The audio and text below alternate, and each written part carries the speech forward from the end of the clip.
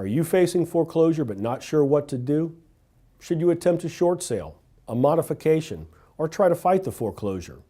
In this video, I will explain which option is appropriate for which situation and help you find the right strategy. For those of you I haven't met, I'm David Candler Hicks of Alliance Legal Group. We are a Florida-based law firm that focuses on foreclosure defense and other alternatives to foreclosure. I'm going to give you an overview of the main strategies and explain when they are most useful. Let's get started. For those of you who owe more than the home is worth and want to move out but can't, or those who simply do not want to deal with the headaches of home ownership, a short sale or a deed in lieu could be a good option. A short sale allows you to sell the property for less than the total amount due on the mortgage after the bank approves the sale. The goal here is to get the property sold without having to pay a deficiency judgment. In the same way, if you are already going into foreclosure, a deed in lieu may be a good option. This allows you to give title to the property directly to the bank, rather than going through the hassle and expense of fighting a foreclosure lawsuit. Again, the idea is to avoid a deficiency judgment. These options are known as exit strategies and apply when you do not care about losing the property and would rather move on. If you'd like to keep the property, you should consider trying to obtain a loan modification. It's important to know that time can be against you when you try to modify your loan. The sooner you try to modify, the better. Another option is to refinance the property while the loan is still current under a government program.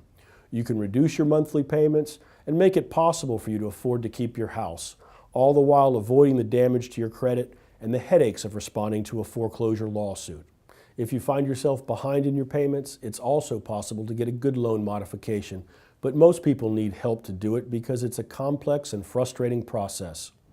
For some, the best strategy is simply to hold on as long as possible. Perhaps you've lost your job or experienced some other setback that's going to make it impossible for you to either pay the mortgage off or move anytime soon. In that case, your best bet may be able to try and have a good lawyer fight your case and stay in the property as long as possible while trying to work out a deal with the bank. Often, simply filing defenses and actively participating in the foreclosure process is all it takes, as many of the law firms that specialize in bank foreclosures do so on a volume basis. If something creates more work for the firm, it is in their best interest to put it aside and move on to other cases that they can push through much faster.